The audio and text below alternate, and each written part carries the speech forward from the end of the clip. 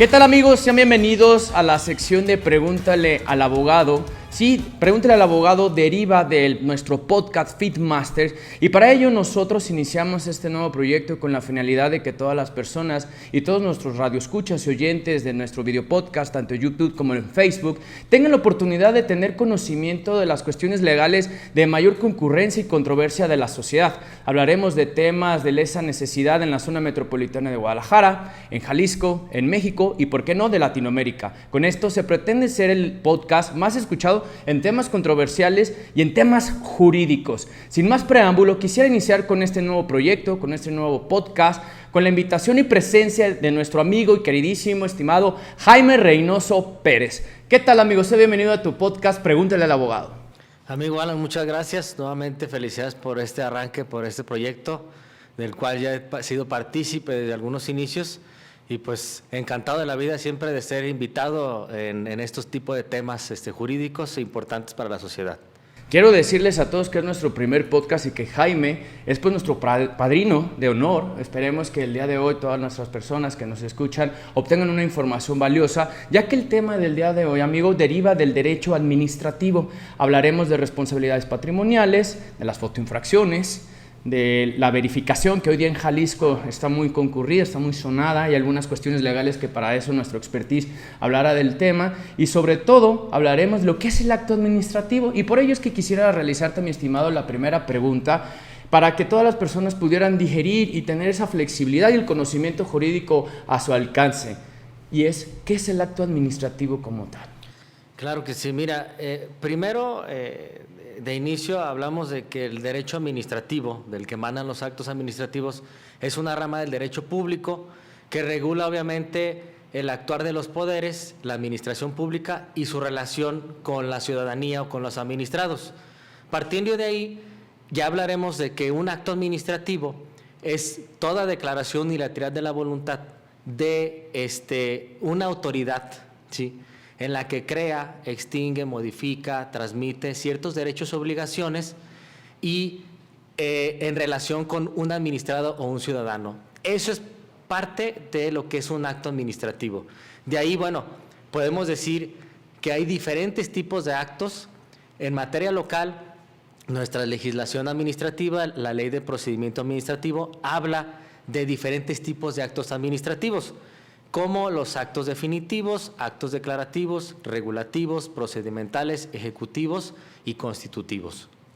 ¿De dónde podemos partir, por ejemplo, las personas que desconocen como tal en términos jurídicos el acto administrativo? Es decir, ¿dónde lo encontramos? ¿Dónde se palpa al día a día? ¿Cuál es uno de los ejemplos más claros o de los que percibimos las personas, los ciudadanos? Es decir, ¿cuál es nuestra relación principal, a lo mejor con las autoridades administrativas? ¿Cómo nos pudieras esclarecer esto, mi estimado? Claro, mira, como premisa, obviamente, nos vamos a nuestra ley suprema, a la Constitución Política de los Estados Unidos Mexicanos, del artículo 90, donde habla de la estructura de la administración pública gubernamental.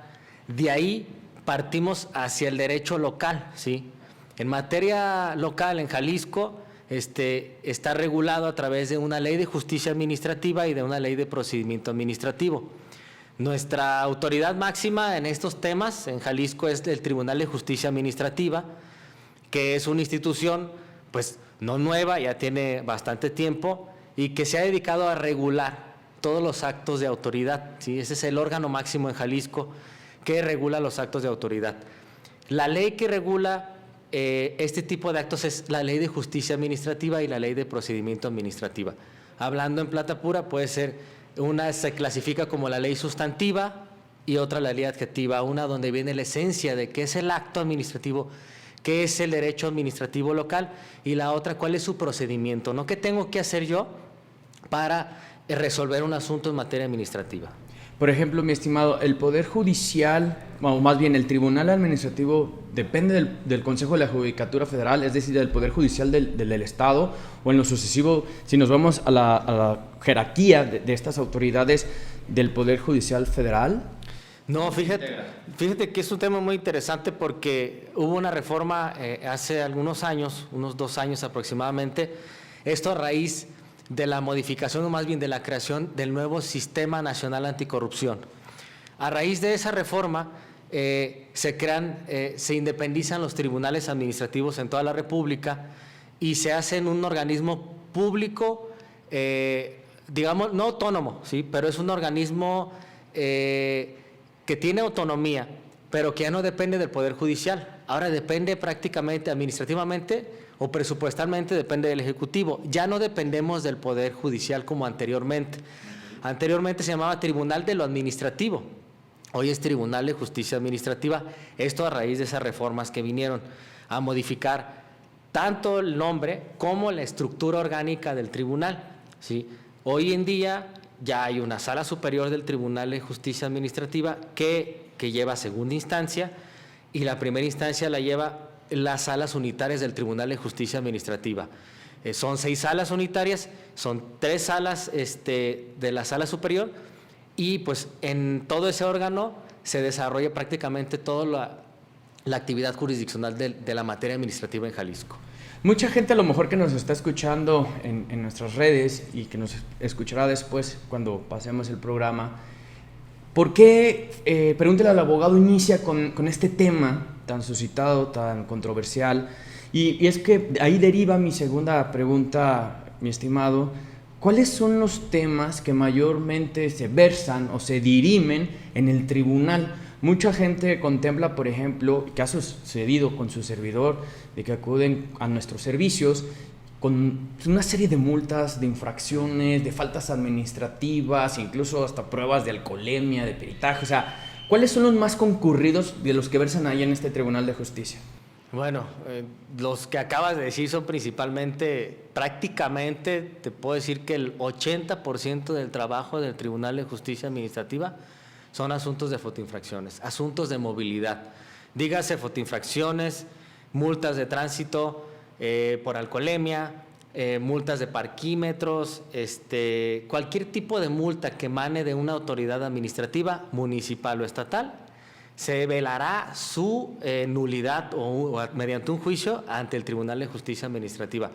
Sí, acabas de decir algo muy, muy cierto. La verdad es que te lo digo con honestidad. Creo que al día de hoy, en este momento, el tribunal se ha convertido en un tribunal de movilidad, porque el 90-80% de ese trabajo son juicios de fotoinfracciones, ¿sí? Siguen existiendo, ¿por qué? Porque no representa todavía para el Poder Ejecutivo un detrimento a su patrimonio, ¿sí? Siguen siendo un número mínimo de personas que acuden al tribunal a demandar la nulidad de ese tipo de multas.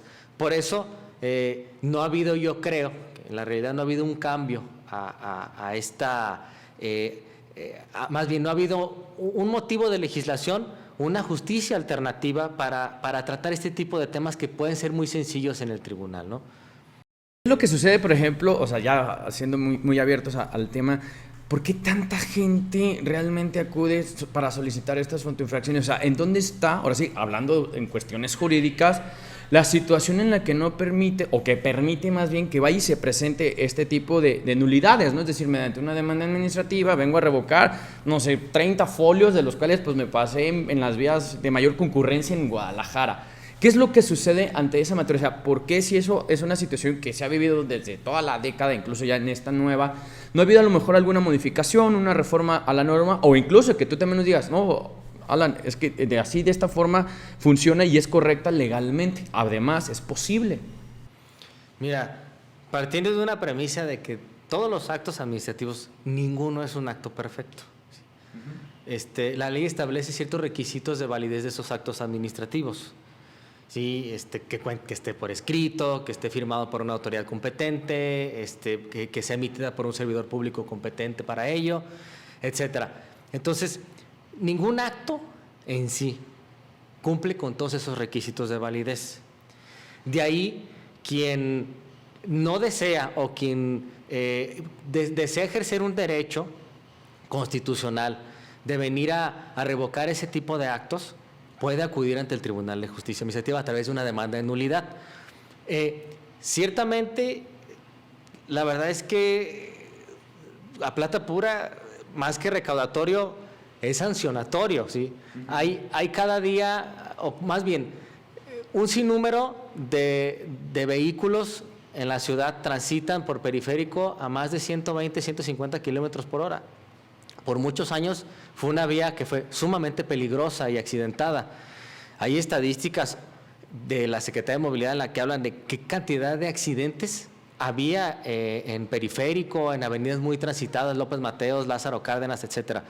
Entonces, como parte de ese programa fue para efectos de regular, ¿sí?, ese tipo de incidentes, ¿sí?, de bajarle un poquito al nivel de velocidad y que la gente sea un poquito más consciente a través de ¿qué? De una sanción, ¿sí? Acuérdate que en la realidad es que no entendemos, como cuando estamos chiquitos, a menos de que el papá nos pegue o nos ponga unas nalgadas, ¿no?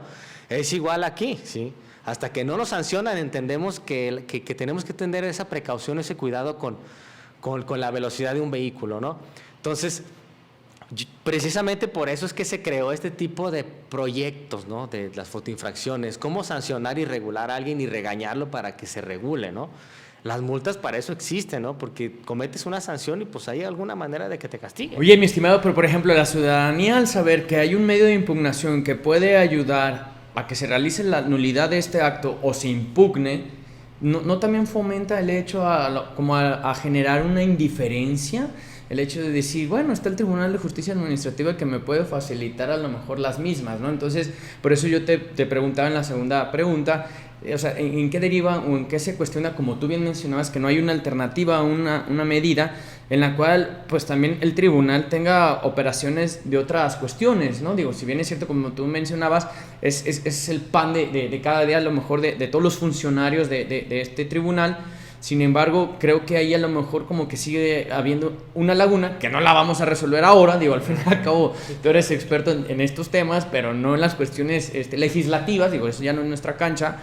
Y sin embargo, con eso yo quisiera pasar a un tema muy controversial y yo creo que sí nos va a llevar un periodo de minutos en este podcast, mi estimado, que es la verificación. ¿Qué tanto se ha generado con esta controversia, con este decreto que emanó el gobernador del estado de Jalisco, el titular del Poder Ejecutivo? ¿Y por qué es esta cuestión de que muchas personas están en contra, bueno, y otras a favor? Bueno, en una situación en la que se menciona que la autoridad lo está haciendo, como tú bien mencionabas, una situación recaudatoria? ¿Qué nos pudieras platicar al respecto para que todas aquellas personas, incluso porque la misma verificación genera como una restricción o autoriza un permiso de ingreso al estado y perjudica a lo mejor la cuestión de comercio, la cuestión de tránsito con los estados de mayor cercanía del estado de Jalisco, ¿no? ¿Qué sucede ante esa situación? Mira, efectivamente es un tema sí algo controversial. Tiene días, prácticamente el 1 de agosto de este año entró en vigencia ese acuerdo. Ha tenido muchos temas controversiales la norma. El primero es el que me acabas de mencionar, sobre el pase temporal para placas que vienen de otro estado y que tienen que sacar ese permiso para poder transitar por el estado de Jalisco por 20 días y pagar pagar alguna cuota que el gobierno exige, ¿no? Ahí, bueno, está delimitando la libertad de tránsito constitucional, ¿sí? Nuestro artículo 11 constitucional que lo prevé. Bueno, esta es una parte, ¿no? Pero más allá, fíjate, esto no es nuevo, ¿sí? La verificación vehicular no es nueva en México. Si nos vamos a 1991, a los años 90, en la Ciudad de México, la capital, donde por primera vez se establecía el programa de verificación vehicular en la capital, y después salió un programa que se llamaba El Hoy No Circula, que emanó precisamente del programa de verificación vehicular desde 1991. O sea, esto no es nuevo, ¿sí? Okay. La naturaleza de este tipo de sanciones o de legislaciones en este momento es principalmente velar por el derecho humano a un medio ambiente, ¿sí? Esa es la naturaleza de esta norma. En México, y en México como país, desde hace algunos años, cuando México firmó el Tratado de Kioto, ¿sí?, que pues, es de conocimiento de muchos, que emanó por la excesa contaminación de las industrias en todo el mundo, pues de ahí empezaron a surgir ciertas normativas para regular y sancionar, ¿sí?, que los ciudadanos, que las personas comunes y corrientes que tenemos un vehículo, que tenemos una fábrica, pues le bajemos a los índices o velemos por el derecho humano al medio ambiente, ¿no? Principalmente por eso se ha normado. Hoy en día en Jalisco, te echaría mentiras el número, la cantidad de vehículos que hay actualmente en el parque vehicular. Son miles, sí, miles de vehículos. De esos miles, realmente ¿cuántos tenemos esa responsabilidad de cuidar nuestro vehículo, ¿no? De mantenerlo al 100% para que no contamine? Realmente no lo hacemos por temas económicos, por irresponsabilidad, por X razón. Creemos que al tener un vehículo, pues desde que ya lo compré de la agencia ya viene con todos sus servicios incluidos y se acabó, ¿no? Pero a lo que voy es a que la naturaleza de todas estas normas que han sido controversiales, y han sido controversiales por lo que platicábamos en un principio, ya nos van a pegar, ya nos van a castigar, ahora sí brincamos y ahora sí ya nos oponemos a una sanción económica, ¿sí? Cuando nos pega del bolsillo, pues ahora sí ya lloramos, ¿no? Entonces, la naturaleza es eso, es velar por el derecho humano en un medio ambiente sano, por eso se crearon estas normas.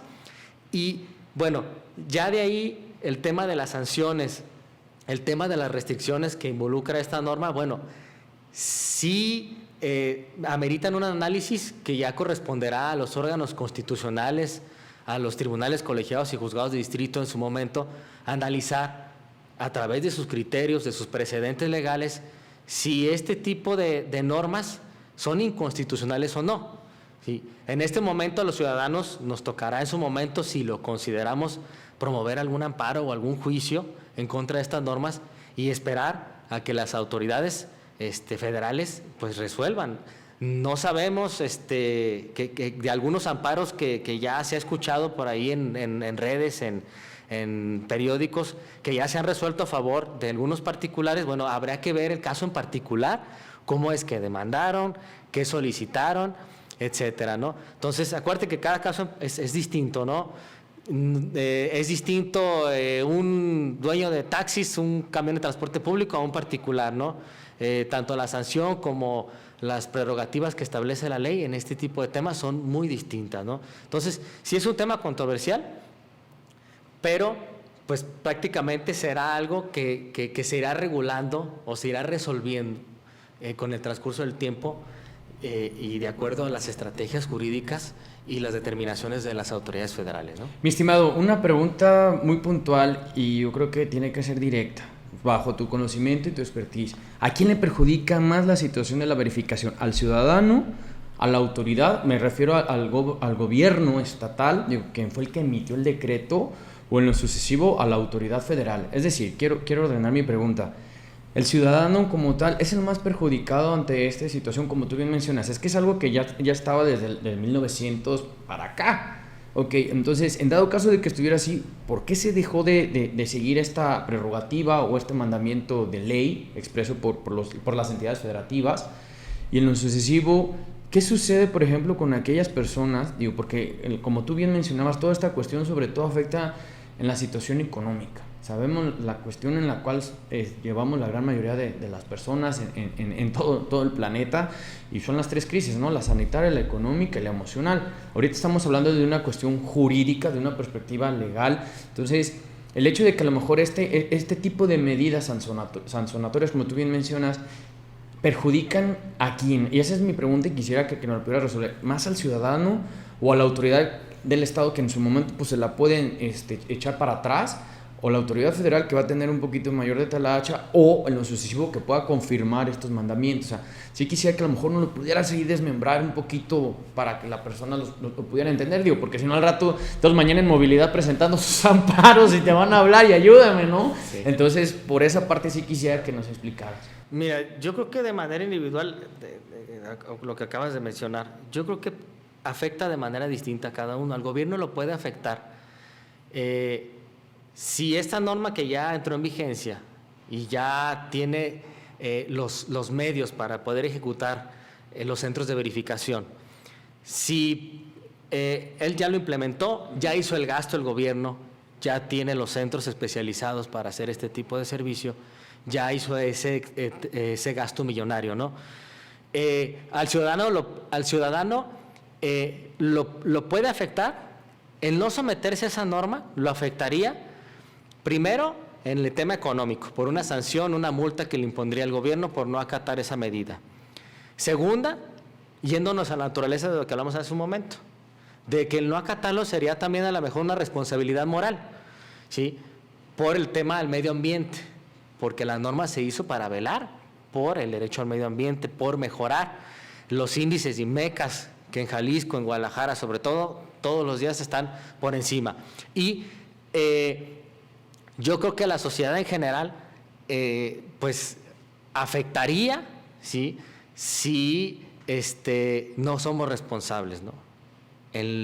Partiendo de lo que hemos dicho en un principio, ¿no? Entonces, al gobierno, si el día de mañana un juez de distrito o un magistrado federal dice si proceden los amparos de manera definitiva, pues al gobierno va a tener que retrotraer eso, ¿sí? Y ya se gastó. Y ya hizo un gasto que también le perjudicó al erario, a nosotros por pagar impuestos. Claro.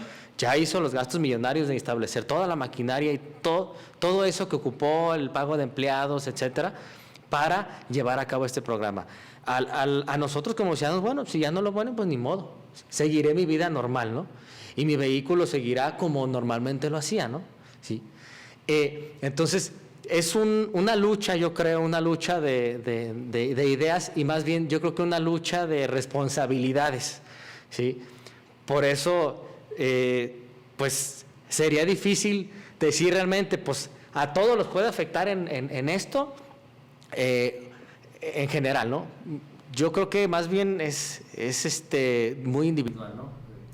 Pero la pregunta es, a ver, si entonces vas a ejecutar una cuestión de verificación, en lo sucesivo pues recaudas impuestos, ¿no? O sea, aparte del que ya estimulamos todos en nuestras actividades. La pregunta es, si realmente es una cuestión de medio ambiente, ¿por qué no generas alternativas? A lo mejor es en la cual pudieras a lo mejor generar un fondo en la que pudieras implementar a lo mejor esta inversión extranjera directa con las nuevas automotrices que generan autos a lo mejor híbridos o incluso eléctricos, ¿no? O sea, simple y sencillamente llegas, otorgas el decreto y la ley está para cumplirse, ¿no? Digo, hablando de un lado también del ciudadano, mi estimado, digo, no podemos dejarlos también desamparados, ¿no? Tal cual como lo mencionas, pero esa es la situación, ¿no? Que si tú vas entonces a ejercer una cuestión de esta naturaleza, pues también da una alternativa, ¿no? Digo, también para que el ciudadano tenga pues opciones o facilidades, y no solamente esta sea presentar el juicio de amparo o acudir con ustedes ahí al Tribunal de Justicia Administrativa. Bueno, como bien mencionaba Jaime, pues es una cuestión lesamente individual, es totalmente a título personalísimo. Cualquier duda que pudieran tener respecto a las fotoinfracciones, a las verificaciones, Jaime nos facilitará sus redes sociales, su contacto, para que él, que es experto en el tema, pues les ayude, ¿no? Porque al fin y al cabo este es el principal objetivo de este nuevo proyecto de Pregúntele al Abogado. Y quisiera terminar, mi estimado, con el tercer tema del día de hoy, para que nos alcance y nos rinda el tiempo, respecto a la responsabilidad patrimonial. ¿Cómo se cuece? ¿Cómo es? ¿Dónde la encuentro? ¿Cuál es la interacción entre la autoridad y la ciudadanía? ¿Cuándo yo como ciudadano puedo ejercer mi derecho ante el tribunal? ¿Cómo se versa eso, mi estimado?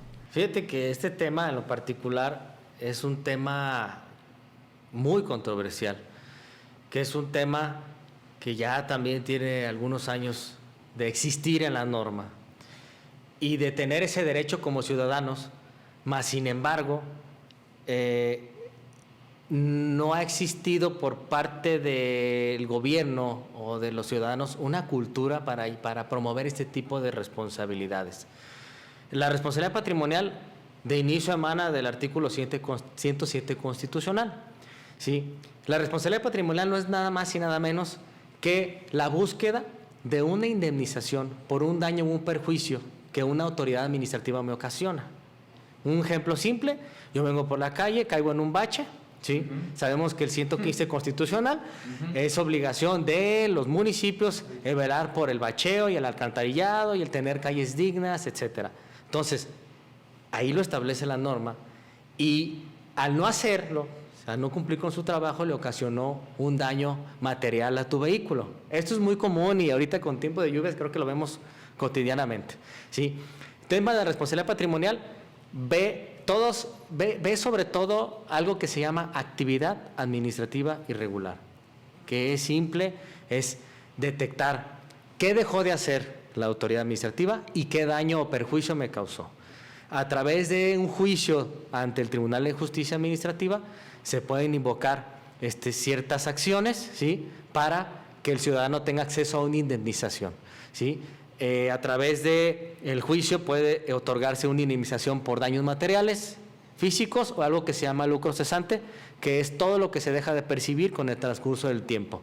Es decir, si una persona tiene un negocio y por consecuencia de un acto de autoridad... Un socavón puede ser. Puede ser un socavón, sí. Un socavón puede ser... Aquí en México casi no hay de esos. No, y árboles, ahorita en tiempos de lluvias, árboles caídos que ya tuvieron previo reporte por parte de la autoridad, que nunca hicieron caso, se cae a mi casa, pues obviamente es responsabilidad de la autoridad y tendrá que pagarte una indemnización por daños. Por eso. Ahí esa autoridad responsable tiende a ser ordinariamente los municipios.